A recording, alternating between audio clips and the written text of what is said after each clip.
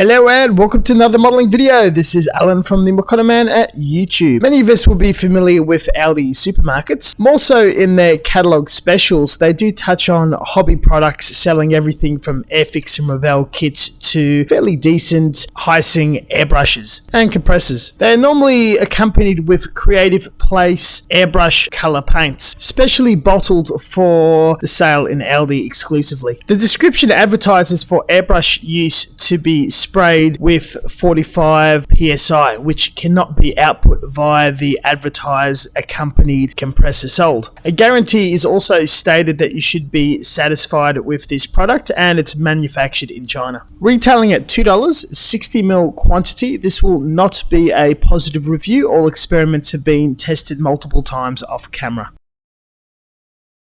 This is a water-soluble acrylic base. Straight out of the bottle, it's a very thick mud viscosity. Too thick to pass through an airbrush. It does mention thinning, but with what, we don't know. I have a line of reducers, standard tap water, X20A isopropyl alcohol, lacquer thinner, and distilled water with a tension breaking solution for acrylic paints. Approximately 4 to 5 parts water has been added and made it to an ideal viscosity where the paint sticks to the side of the glass. This would normally lead to good atomization for low to intermediate PSIs, or anywhere between 10 to 20. On a porous surface such as paper, it was splattery but landed okay. It did separate and refuse to adhere to sanded plastic.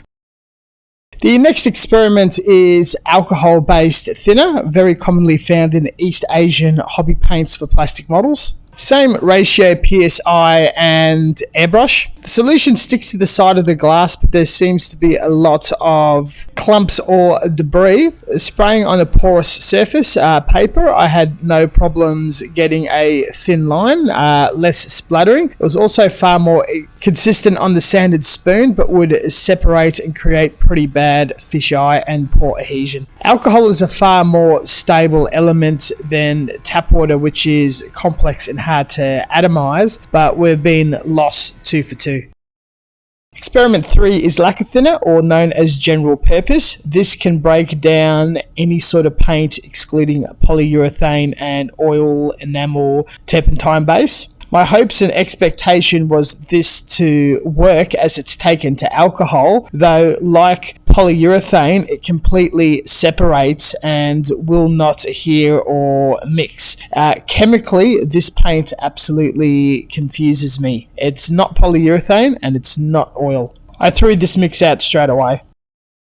The final experiment is an unreasonable combination. I got access to lab grade distilled water, and I bought some surface tension breaker from the art shop, which is a very expensive solution. You add 10% to it to as pure water as you can get and mix thoroughly. With this special water thinner blend, I've added it to the paint, the standard 5 parts for viscosity, and this is the best mix I've got with as little debris and breakup as possible. Porous surface, it works on paper even better than the alcohol, and even on the spoon it gave the best and most even coverage. The final piece of the puzzle, with a very good viscosity, the pigment density is very light on and practically transparent.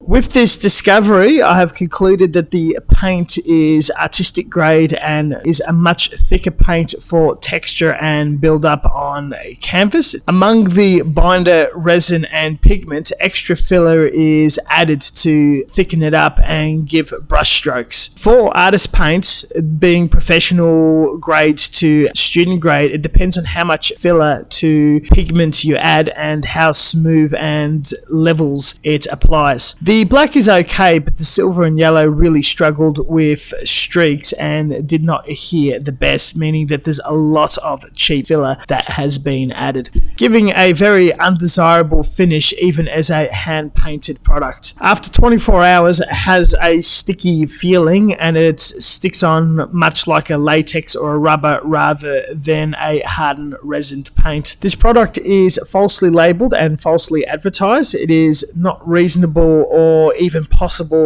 to airbrush for a half decent or any sort of result, and would be a devastating and poor experience for a beginner to add this into their airbrush. Between tests, it absolutely clogged up my airbrush and was very difficult to clean out, leading some people to believe that they may have even damaged their rig. With the quality guarantee, please return the paints to Aldi and complain that the product is unfit for use. I have gotten 2 batches from 2020 and 2022 purchased from 3 different stores. Thank you very much for watching, and as always, until next time, stay tuned for further content and we'll catch you guys later.